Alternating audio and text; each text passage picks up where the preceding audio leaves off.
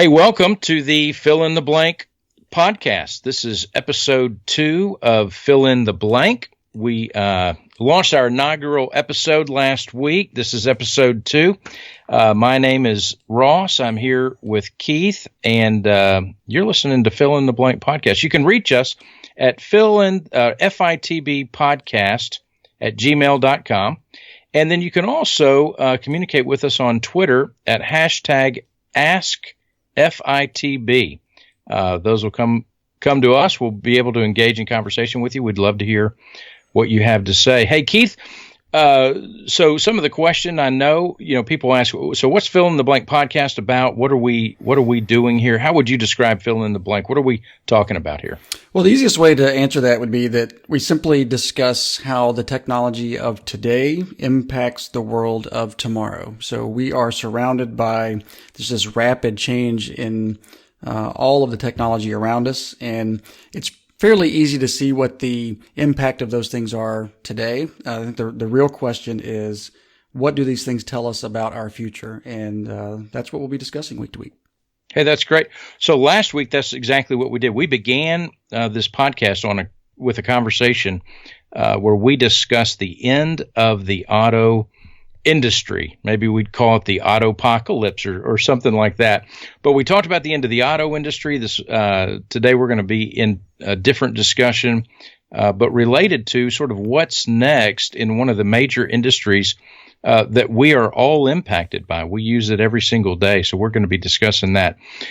Before we get there, Keith, tell us about Patreon. That is a way people can support this show, and we are pointing people to Patreon. So instead of doing a bunch of ads or things like that, we're employing Patreon. So tell us what that is. Sure. So Patreon is a service that allows individuals like us and other creators or artists, musicians, whatever, to allow their supporters to support them directly.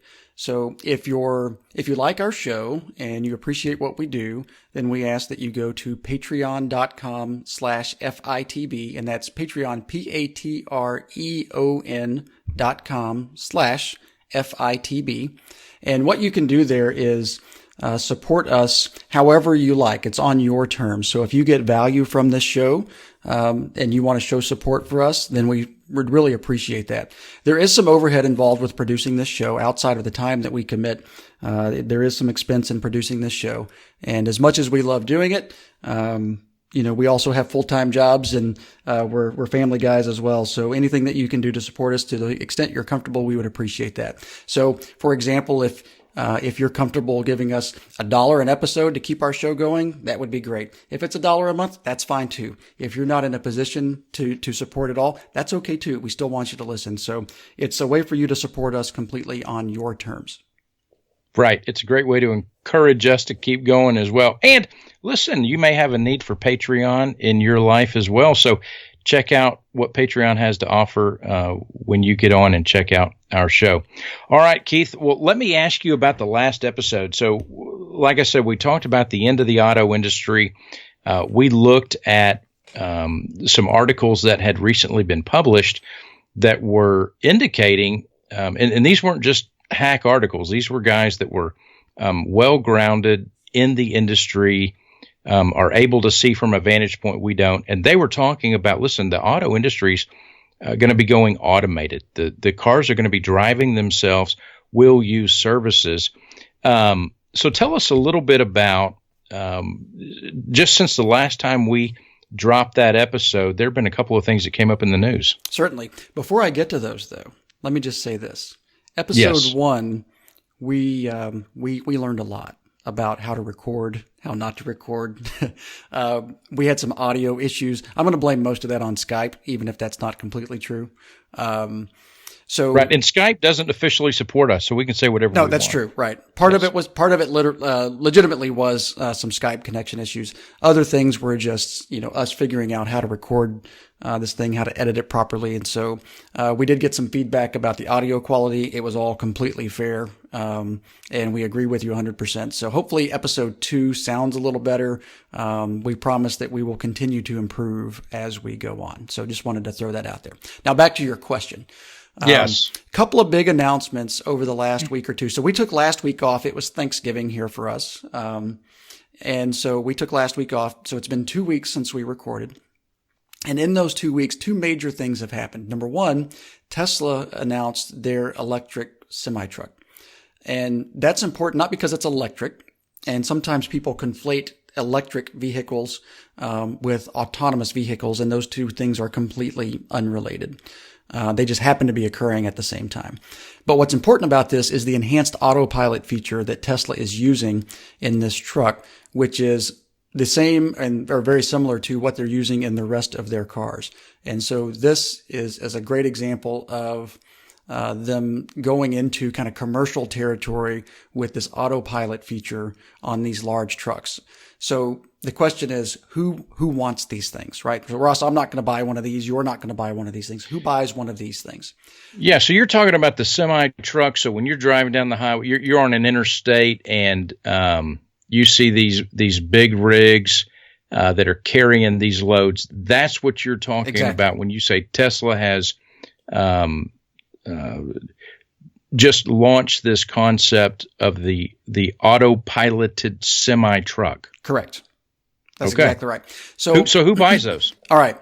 If you remember back to our episode 2 weeks ago, we mentioned that even if general consumers don't get on board with autonomous vehicles, commercial entities will, right? Big companies will, because of the efficiency that they gain and the safety that's improved. And there's a lot of benefits to larger companies that are in the freight business or just have a lot to move around the country or the world.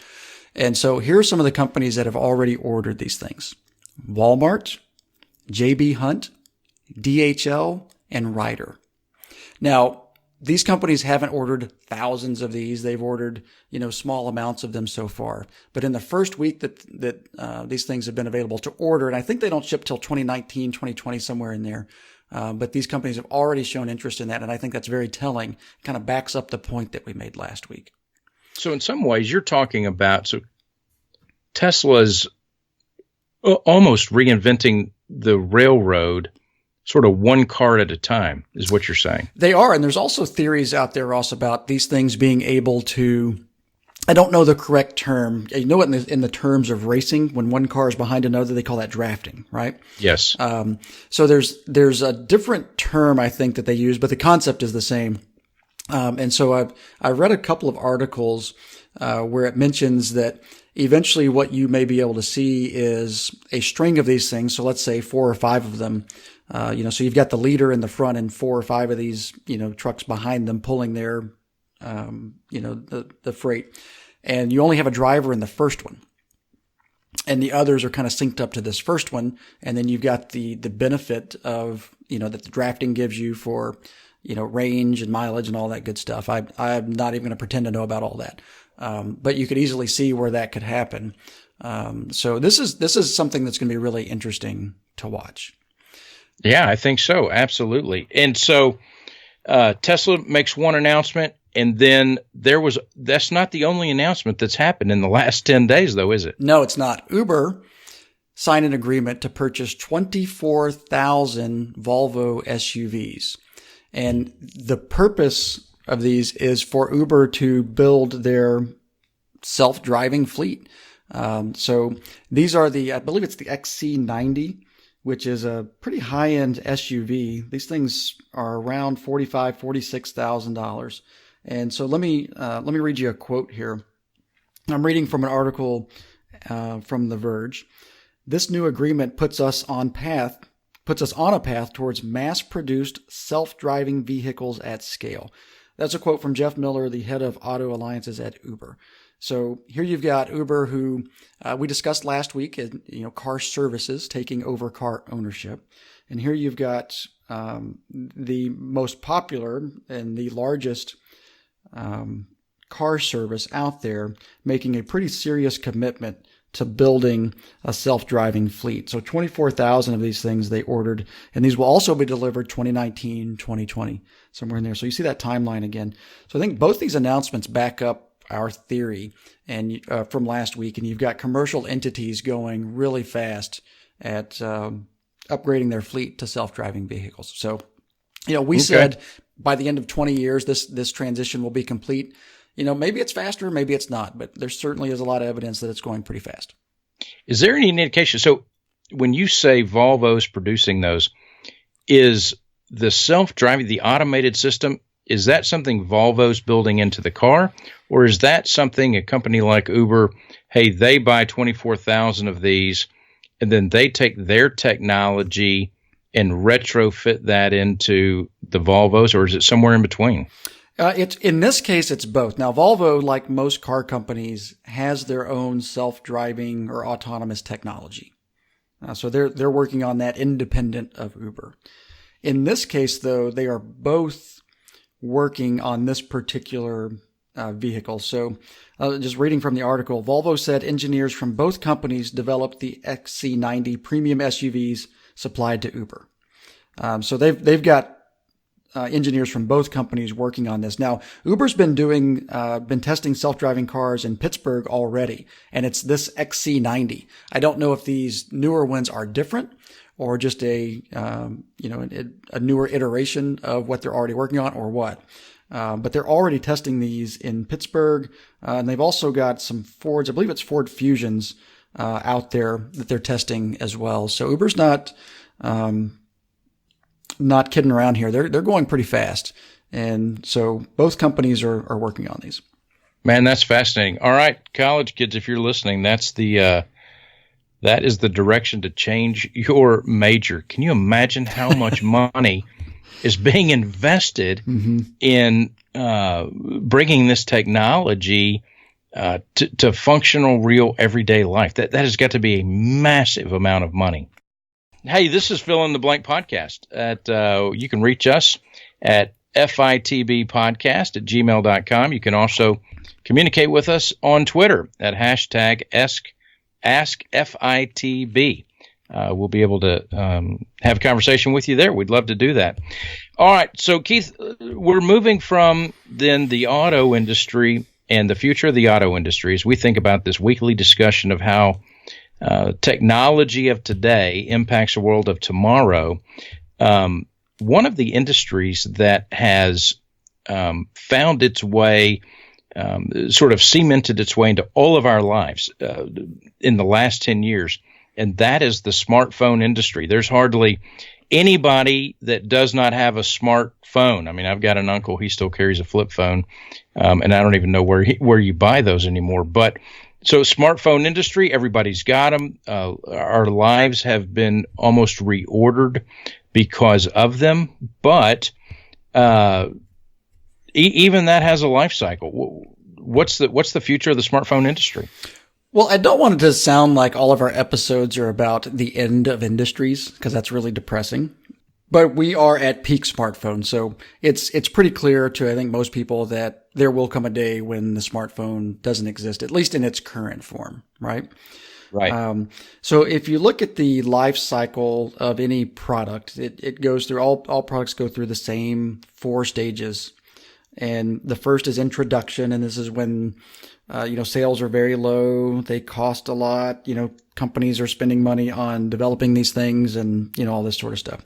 And then at some point they take off and they go into growth mode.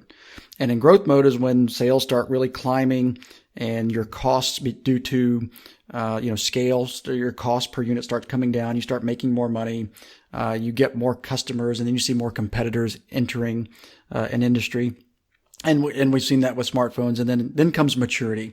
And I think it's pretty clear that the smartphone is in the mature phase, the third of 4 phases of a product life cycle. And this is where you reach peak sales.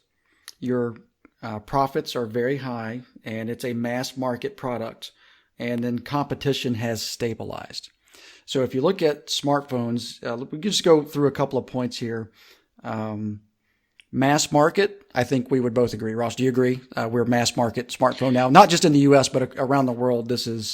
We've achieved mass market smartphone, right? Yeah. So yes. So not only is the market saturated, but I do think you have a market that's even super saturated with smartphones. So for instance, there are the drop your there was for a while. I haven't seen them lately, but to sort of drop your smartphone into this kiosk and it prints you out a rebate, because now we're in an industry, it's super saturated. People are recycling smartphones into other countries. You take a mission trip, you take 10 unused, iPhones that you've cleaned up, take them over there. Folks are able to put a SIM card in them and work them in a different, in a different country. They're not buying that retail. They're getting these secondhand or third hand. So and who doesn't have, 3 or 4 smartphones at least sitting in a drawer that they don't use anymore? Exactly. So we are clearly there. And I think it's fair to say that we've also reached peak smartphone as far as what they can do, right? So we are clearly in a state of evolution from one release to the next, not revolution. Yeah. And that's not a bad Absolutely. thing. That's not a bad thing at all. I don't mean that as it's a bad thing, but that's clearly where we are with this. And the fourth stage of the product lifecycle is decline, right? So it's inevitable at this point. So we're at peak smartphone now. You've only got 2 real competitors as far as operating systems go. You've got iOS and you've got Android. Within that, you've got 1 million Android competitors. Samsung, LG, Motorola, go down the list. You've only got 1 competitor with iOS, and that's Apple. But it's pretty clear that the market has stabilized with competition. Right. So where do we go from here? It's a good question. Well, in some conversations, in some topics, you talk about, a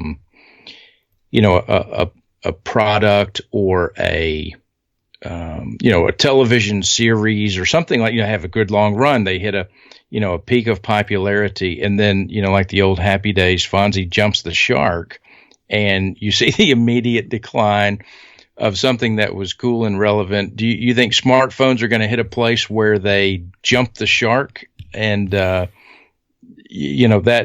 ushers in the decline? Is the iPhone 10 with the notch? Apple's jumping the shark with smartphones? I don't think so. I think the iPhone 10 is an indicator of what's to come, but I don't think they got it wrong. And I don't think it's gimmicky. There's been plenty of previous devices that were very gimmicky. We've been through kind of 3D things. We've been through, things with weird fold out keyboards, and it turns around and does just some funky stuff. And, so we have seen some pretty gimmicky things that didn't work out. And I think that was more of a, just going through the natural process of let's just throw this out there and see what sticks. But I don't think we're there yet. I don't think we're at the point where things are just crazy, because they don't know what to do. So no, I think the iPhone is a sign of things to come, but not because they got it wrong. Right. Okay. All right. So the iPhone 10 is not necessarily the sign of decline, but decline is on the way. All right. This is the fill in the blank podcast. I'd love to know what you think about this. fitbpodcast@gmail.com. Where do you think the future of smartphones are going? So you brought up, Keith, the iPhone 10, and that leads into a myriad of discussions with regard to design. So here you have the notch in the top, but by and large, what you have is you still have a rectangular screen, but the screens, seem to be filling up as much of the usable hardware space as possible. What does that lead you to conclude about the design of smartphones and where we're going? Well, I think when you look at iPhone 10 and even before that, several iterations of the Galaxy devices where the screens have gotten bigger, and it's not just getting bigger for the sake of being bigger. More importantly, it's the rest of the hardware around the screen is getting smaller. I think that's as important as the screen getting bigger, and there is a subtle distinction there. So I think these new devices tell us through their design that the companies making these and the customers using them want the hardware to disappear. And so let me just read you a couple of things. This isn't just, my thought. Let me read just a few things from Jony Ive. Jony Ive's the designer of pretty much every Apple device. Everybody knows who Jony Ive is. Right. So he recently did an interview for Wallpaper magazine. I'm not saying that like I know what Wallpaper magazine is. I guess it's a design magazine because, who else is he going to talk to? And they must have some clout. So Wallpaper magazine, whether you've heard of them or not, got the Jony Ive interview. Exactly. So I'm just going to read a couple of clips from this, and I'll link to it in the show notes. So Ive remarks in the interview that what he views as the best iPhone X feature is how it can adapt over time. He explains that the entire functionality of the device is determined by software, in large part thanks to the new screen-centric design. He even goes as far to say that the iPhone X will look completely different in a year's time as software progresses. Here's a quote. "I've always been fascinated by these products that are more general purpose.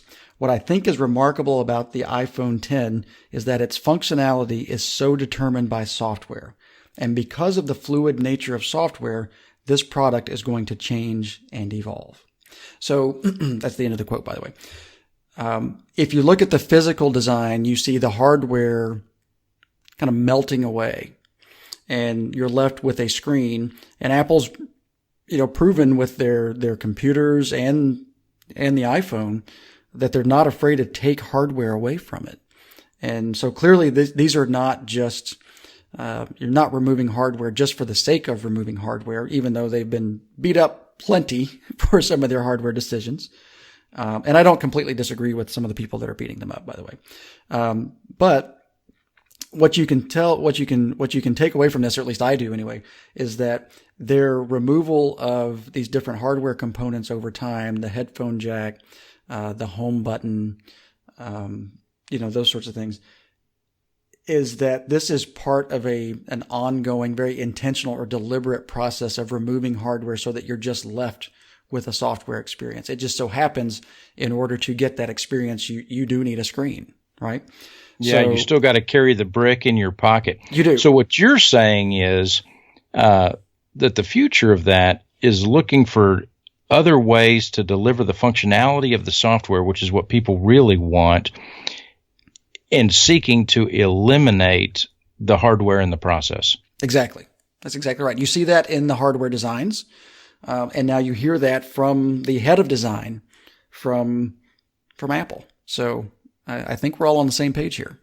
Yeah. So one of the terms that the industry uses about the gap between hardware and software, or what wait time, and you go to a website and how long do you have to wait for it loads on. The idea is captured in the term friction. What kind of friction is there? So what's that? How do you eliminate the friction, and what is that friction? Well, there's some good articles out there, and I'll refer back to something I read from Benedict Evans, and he's at Andreessen Horowitz, and I'll link to this as well. So he mentions the next wave of computing being about removing friction, and so I would consider smartphone hardware friction. That means in order to get something done, there's a lot of things you have to do, and it, whether you're clicking through multiple menus or you're working with multiple apps that are kind of working together, there still is a lot of friction in accomplishing some things, right? And so his thought, and I agree with this, I agree with the sentiment, is the next wave of computing is about removing friction. So an all-display device, you could argue that it is removing friction. I don't know that I'm all the way convinced that that's the case, but at least you can see them kind of working towards that, removing as much hardware as possible.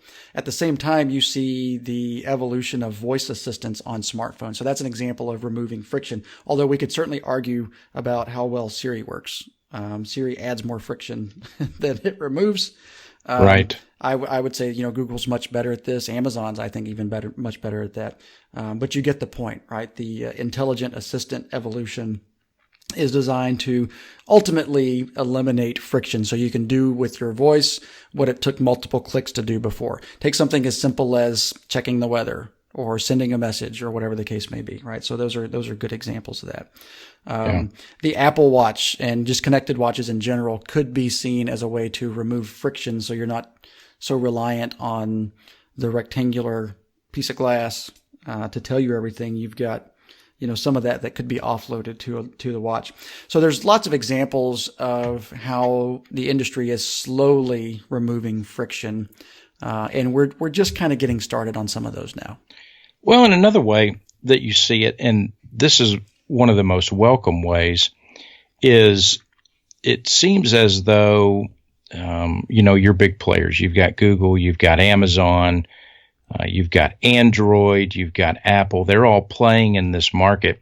But one of the things, so take Apple, for instance, which is what I'm most familiar with, although, can get around on most of the other platforms.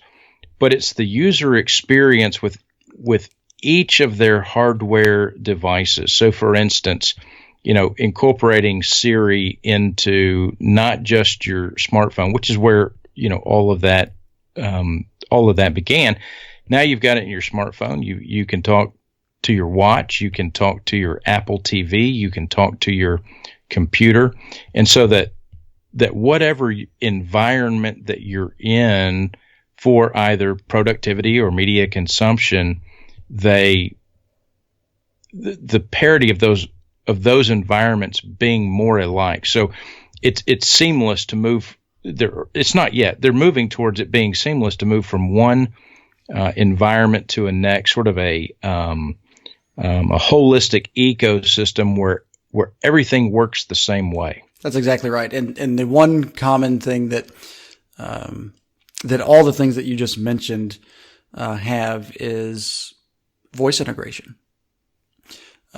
So you mentioned Apple TV, and although they look alike, so if you use an Apple TV and, all the icons look the same, if you use an iPad or an iPhone, they all look the same. Even more so, now on your Mac, icons look the same. And so the visual part of that is important to make it all look the same. But, those are not the things that will take us to the next wave of computing. And all of these companies are betting on intelligence to be the central part of this next wave. So if you're using Google products, then the Google Voice Assistant is baked into all of that as well. So this is not unique about Apple at all. Amazon, same thing. Amazon's even getting out of their own ecosystem and putting Alexa into a different line of speakers. So Sonos has a line of, or has a speaker that has that built in. There's several other companies that are now using Amazon's Echo platform for intelligent assistants. So they're kind of breaking out of their ecosystem, their hardware ecosystem, I should say, a little bit. And I wouldn't be surprised to start seeing those things pop up in all kinds of places for Amazon. So we'll see. But the voice assistant and the intelligence behind it, more importantly, is what is bridging these things together. Yeah. Well, you see Apple Play that's already integrated into into vehicles. You'll probably see Amazon move into that direction where you get in, you can talk to your car, tell your car where you want to go, and you're actually talking to Alexa, or Siri or whatever environment it is that you've created inside of your vehicle, and you'll find yourself talking to your car. Absolutely. All right. So as we talk about the things that replace hardware, that eliminate friction, move us into software, what are some of those things? So as we talked about Echo, we talked about Apple Watch. What are some of the cutting edge things out there? What's sort of next on the horizon for eliminating that friction? Where are we going from a software standpoint? Well, I think the challenge that we have here is we're used to a smartphone being the kind of central piece of all of this, right? And so everything kind of revolves around your smartphone. And I don't know that will continue. I don't know that there's another device a singular device that will replace that. Instead, my guess is that we will see a series of these smaller complementary devices replace the smartphone. So your watch and your intelligent speakers, I'll say speakers because you'll have them around the house, your car, as you mentioned, or the car service you subscribe to, if you go back to episode 1, your TV, these things all around you that instantly recognize you through either your voice or a visual, something or other. I think that is the scenario that I can envision right now with what we have. It's possible some breakthrough technology gets developed in the next year and blows all this away. But with what I see now, that's my guess. You've got this series of smaller things working together. And so each of those things can offload some of the work or the heavy lifting that your smartphone does now. Your smartphone's a Swiss Army knife. It does all these things now. And I think that we can offload those things to some smaller things. So you can see the watch, you've got, a small, I don't know if you'll even see them in the future, little earbuds in, something like that. And again, all these things around your home and all around your, where you work and all this stuff will just kind of work together to do what your smartphone does for you now. What do you think? That's my guess. What do you think? Yeah.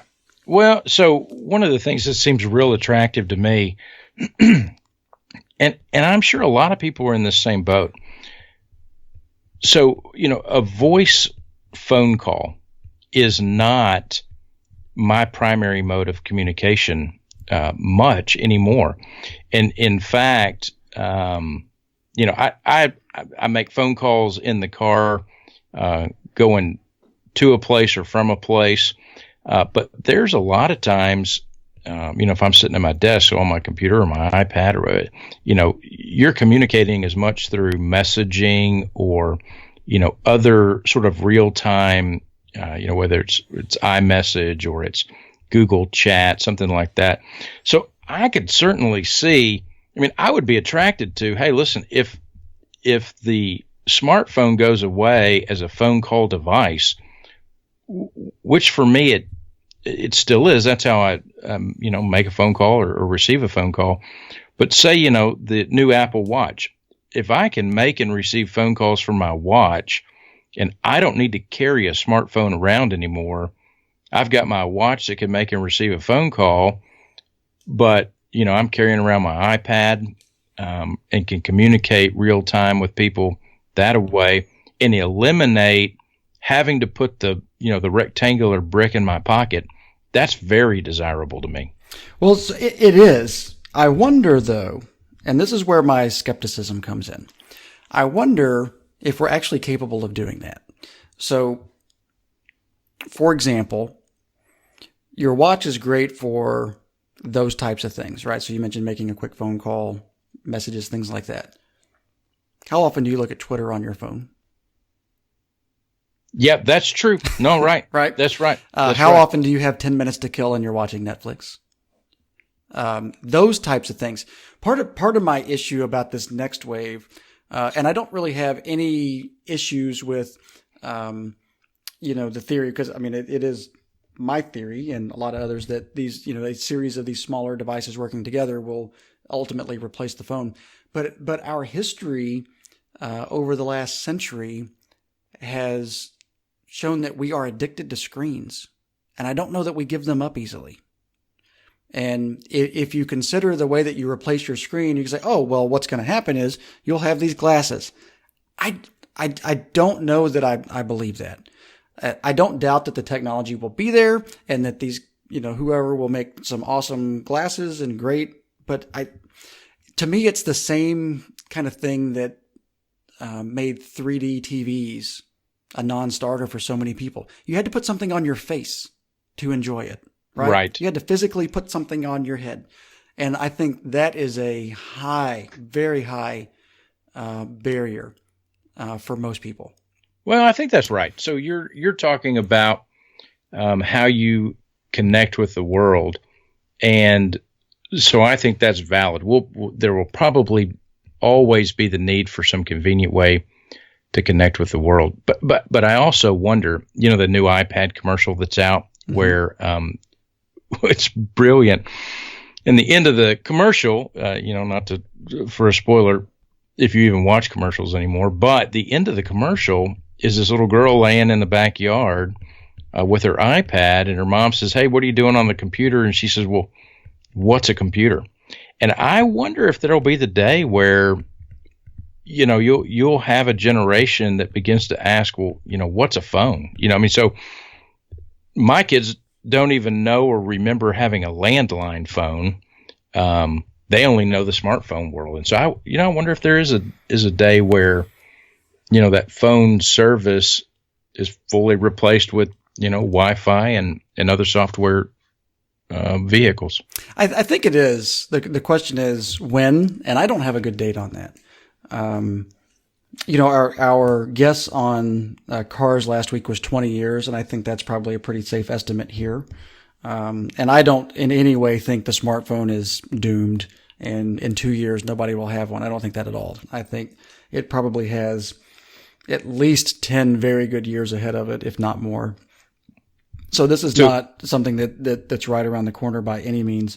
But I really feel like, we haven't really talked about AR, augmented reality or virtual reality at all. And those things are being developed by everybody at the same time as well.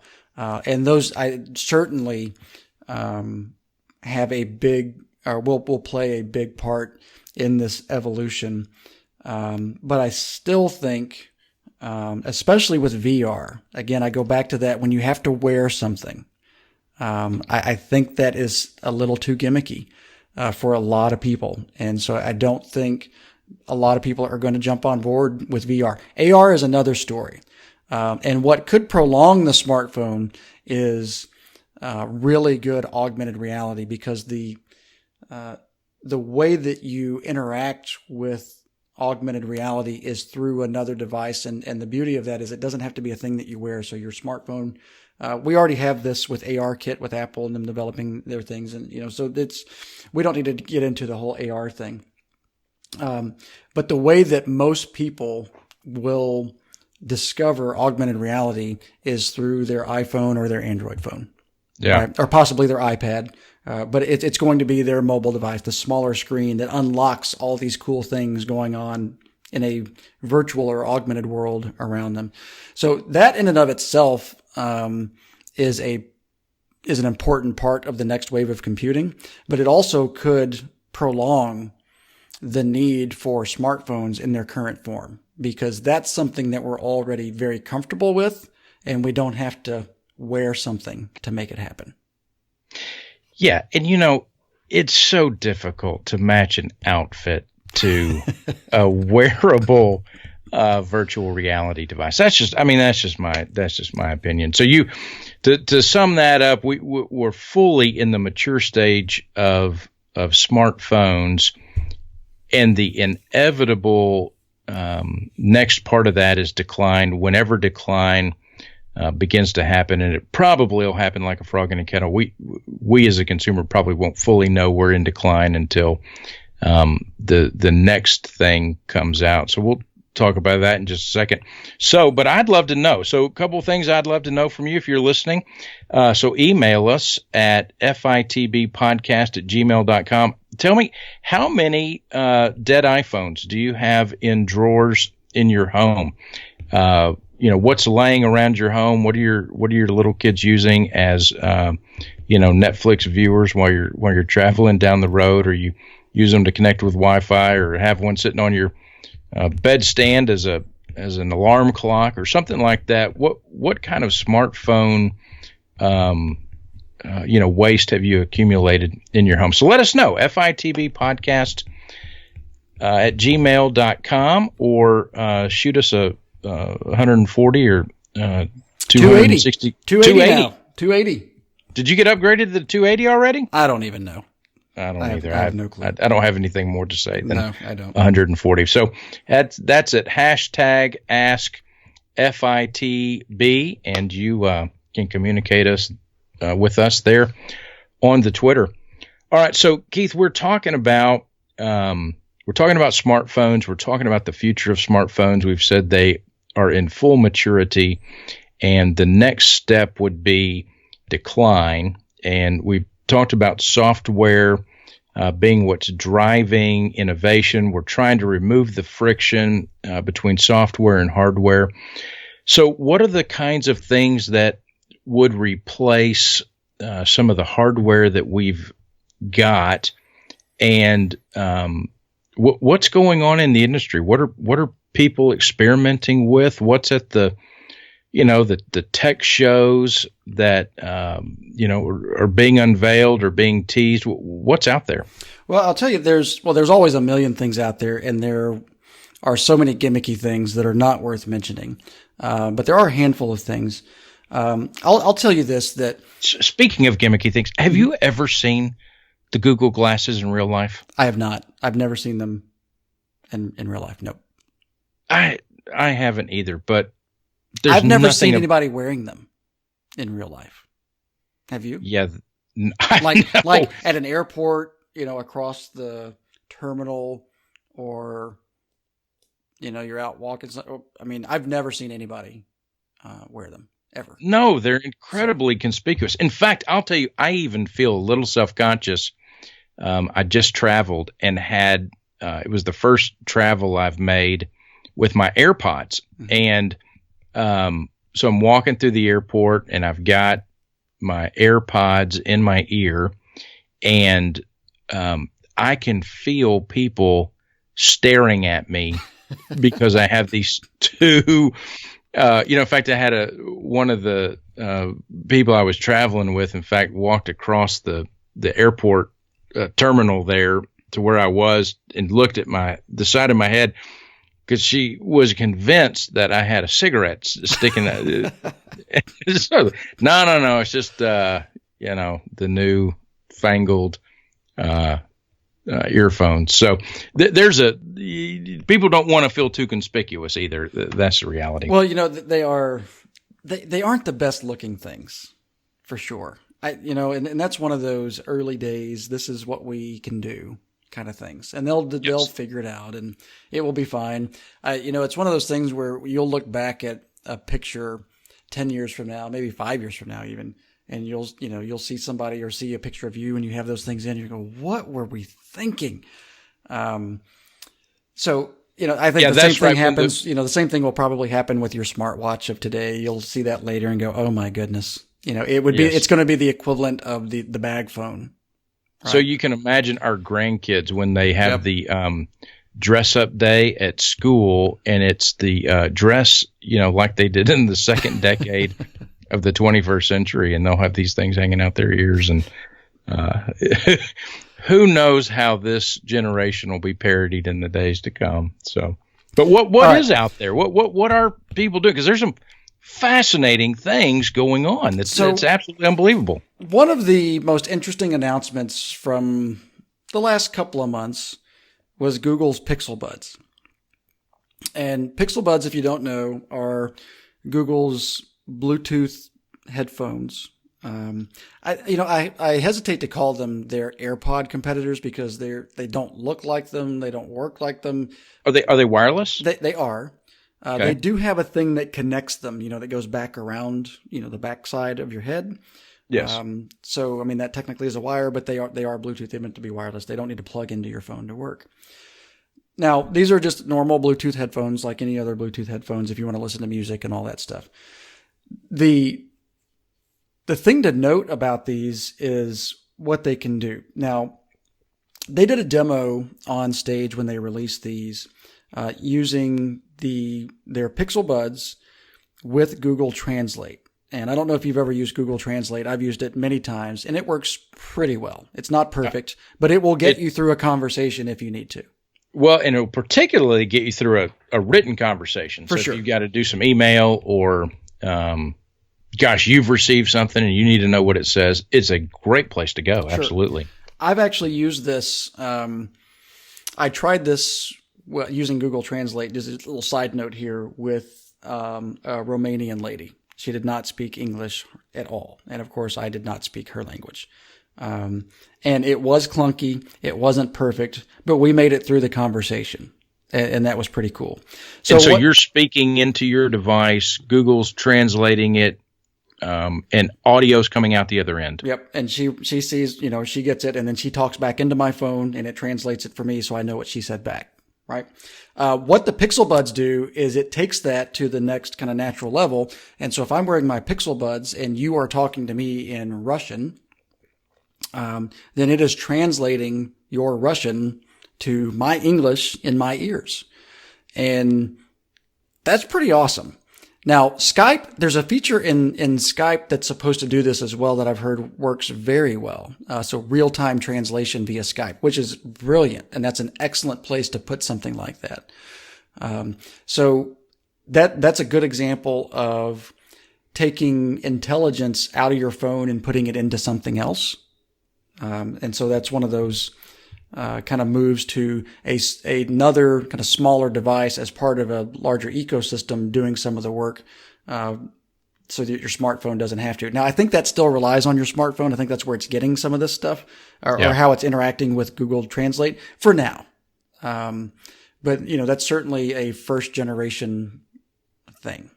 But again, that is a software advancement so where the internet made the world small, the ability for everybody in the world to communicate with each other, that would be a step forward that's almost unimaginable. It is. And I think even though the reviews on these Pixel Buds have been mixed as far as how effective they are and how well they really work, to me, it doesn't really matter how well this first generation works. Google is very good at this, and they'll figure it out. So second, third generation will be remarkable. But this does kind of replace my original theory of the unifying language. So this does unify language, right? But I had a separate theory, Ross, going into this particular topic. And this is, I am dead serious when I say this. Do you know what I think, or what I thought at the time was going to be the universal language of the future? Oh, I have no idea, but I can't wait to hear this. Emoji. Emoji. I'm serious. I was convinced. I still may not be wrong, but I probably am. I was at one point convinced that emoji will be the modern hieroglyphic language. Wouldn't that be fast? So hieroglyphic being probably one of the oldest written languages we've found, that we would come full circle and the entire world would communicate through hieroglyphic. Exactly. So what does a smiley face look like in Chinese? I'm assuming it's a smiley face. Exactly. There are some cultural things that wouldn't translate through emoji, but we would work those out. But what does a heart represent in every language, right? The visual. It's not a language. It's just a picture, right? So if you think about the basics of those, you can communicate. And the beauty of emoji is that you can communicate pretty complex thoughts or sentiments in one or two simple images, right? Absolutely. So I was convinced, and maybe I'll be right, that emoji was going to be the next big language. But maybe I'm wrong. Maybe these real-time translators will take over and we won't need them. All right, folks, it is safe to say you heard that first on the Fill in the Blank podcast right here. Keith, that's fascinating. You need to get that out. Or when we finally see it emerge, we'll know you were the brains behind that. All right, I don't think I can patent that idea or thought, but maybe I can make some T-shirts or something. We'll see. Maybe you can. If there's a good patent lawyer listening to this, let us know. You can email us at fitbpodcast@gmail.com, or send us a hashtag on Twitter, hashtag AskFITB, and let us know just exactly how we start the patent process for the emoji. Please do. Universal emoji hieroglyphic language. Hey, Keith, this has been a great discussion. So we've talked about the future of smartphones. Concluded, I think everybody can agree it's immaturity. Decline is next. When that happens, we're unsure. But there are some great hints at what is next, and it will be software driven, and how that software is delivered and how we interact with that, and that as the friction continues to be decreased, this may be a very big year in those in that development. Well, that's about all the time we ought to take right now on this topic, Keith. So if folks wanted to communicate to us, let us know topics they wanted to hear about in the future, where can they do that, and how can they support this show? Well, a couple of things. We would love to hear from you all about any topics that you're interested in. And there's no shortage of topics for this show when you consider how the technology of today will shape the world of tomorrow. The best ideas come from our community. So send us your ideas at fitbpodcast@gmail.com.